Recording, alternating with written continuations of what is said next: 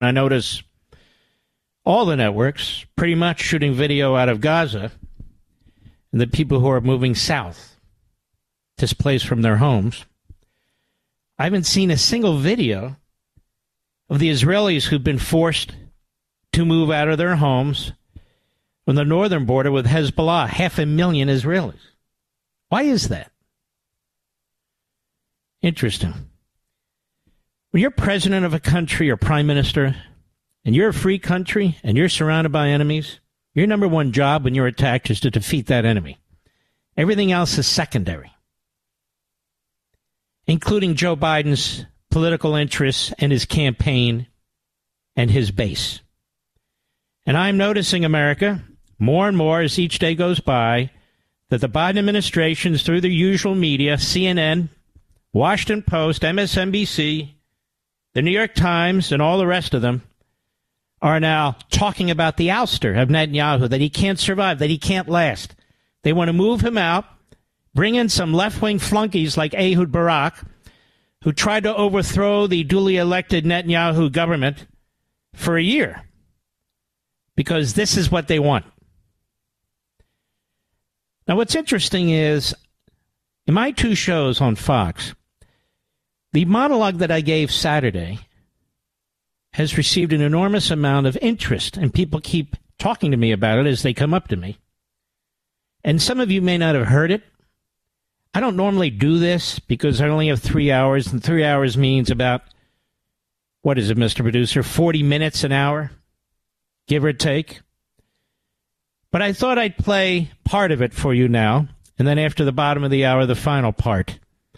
And maybe you can see what people are talking about as well. So this is from last Saturday, opening statement, Life, Liberty, and Levin on Fox. Go. I want to talk about casualties. Do you think 100,000 civilian deaths in 1 year is significant? Oh, it's massive.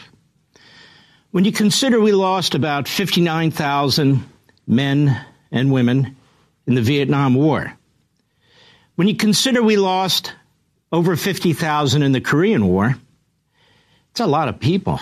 Those were combatants, not civilians, not citizens. So let me ask you a question. When a president of the United States keeps a border open intentionally, the southern border, and upwards of 100,000 young Americans aged 18 to 45 die every single year that border is open from fentanyl, almost 100,000 American civilian casualties. Well, what kind of president is that? Is that a man who gives a damn about human life? Is that a man who's compassionate about the American people? Is that a man who wants to protect the American people? Absolutely silent. He doesn't even talk about it. While his flunky, the Secretary of DHS, keeps testifying that the border is secure or we need comprehensive immigration reform. And I'm not even including the inhumanity, the other inhumanity that's taking place on the border, the sex slaves, the children sold into sex slavery, the rapes, the murders, the other drugs coming across, drug cartels with ties to the communist Chinese who use techniques like ISIS coming into our country.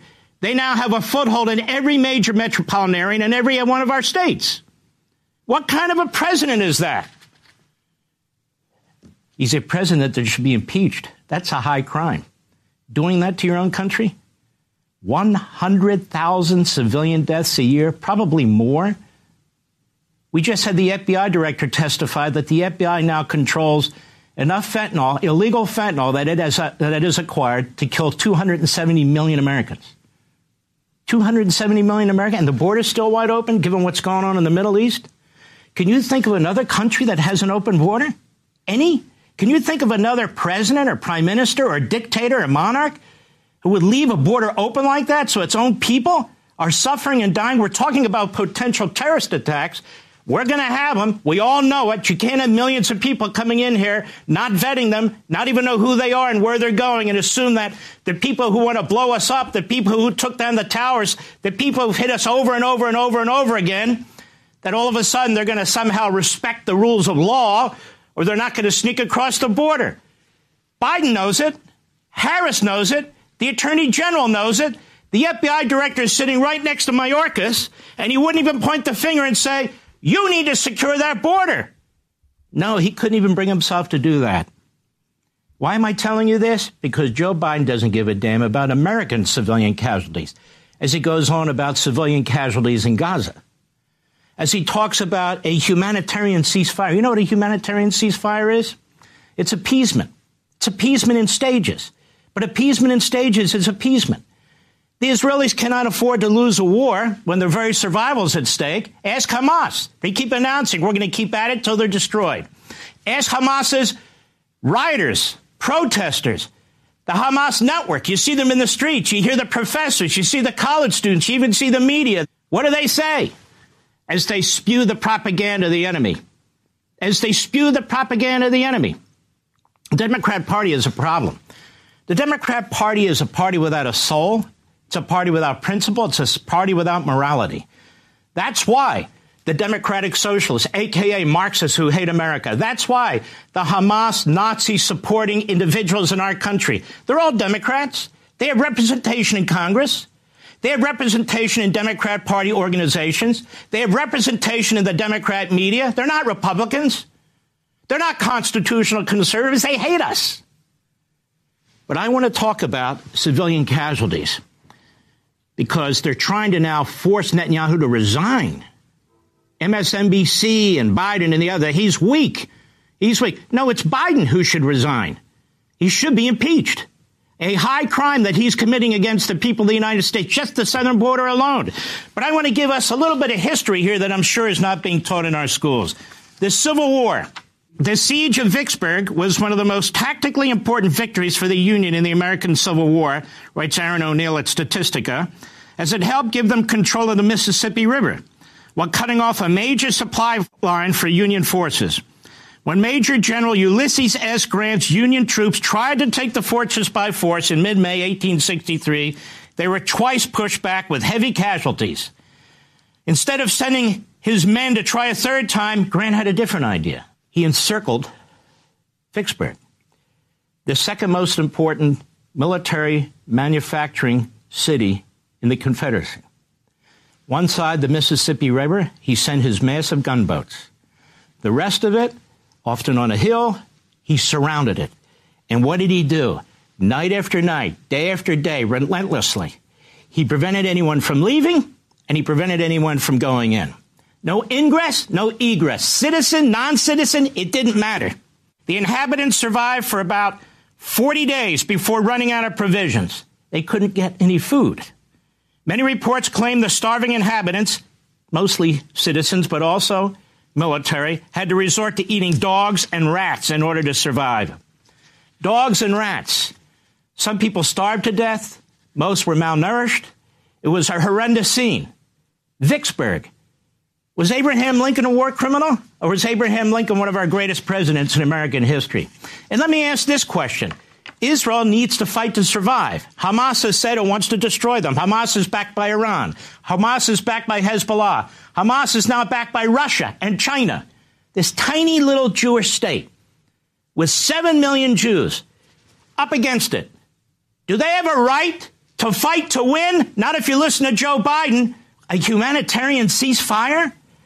So you can provide food and medicine and fuel that the enemy, Hamas, steals? There's evidence. They're stealing fuel from the hospitals. They're using their people as fodder.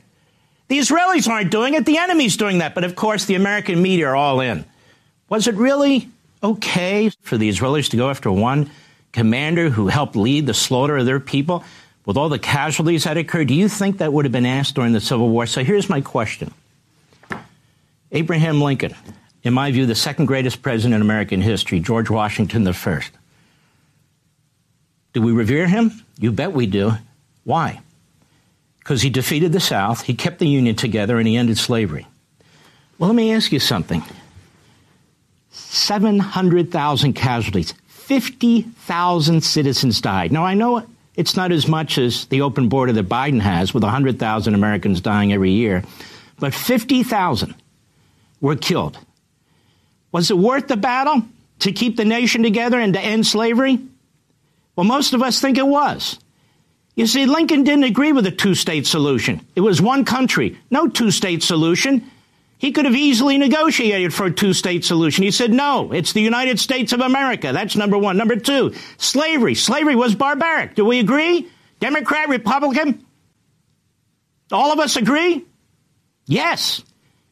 700,000 casualties. So when the Israelis fight for their lives, for their survival, is that okay? No. No, they're the aggressor. No, they're the occupier. No, they need to be obliterated.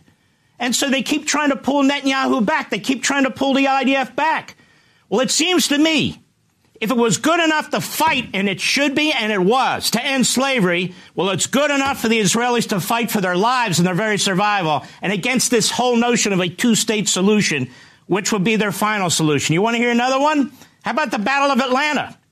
By 1864, General William Tecumseh Sherman had come to believe that a Union victory required not only defeating the Southern armies, listen, but also destroying the South's physical ability and psychological will to continue the war. This was also the case in World War II.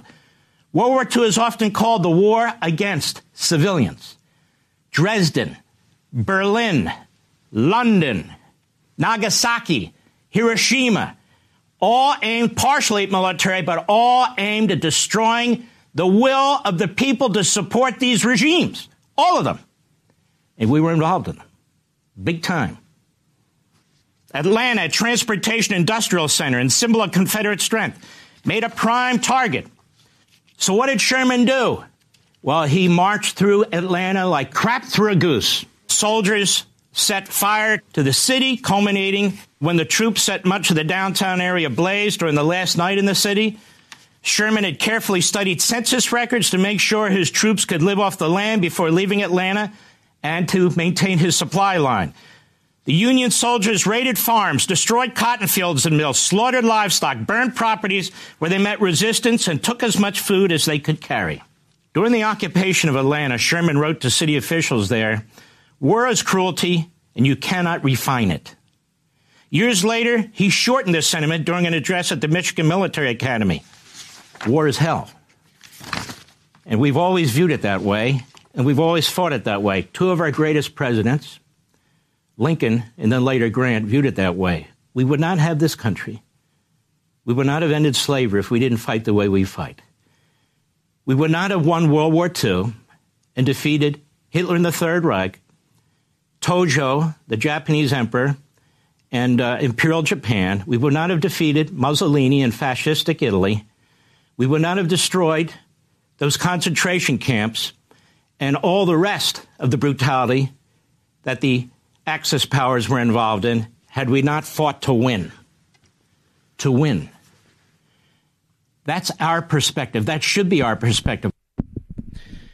Now that I'm back live, that covers some of the areas we've discussed before, and there's another piece of it that I want to play for you after the bottom of the hour, since the next segment will be too short.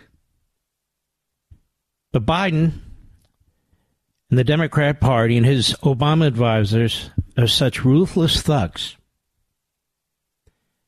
that they're trying to push out Netanyahu. They've given the word to their media. You can see it, you can read it, you can hear it. Because they want a pliable Ehud Barak type or Lapid type who'll do what they want, who'll do what they say. And what a disaster that would be.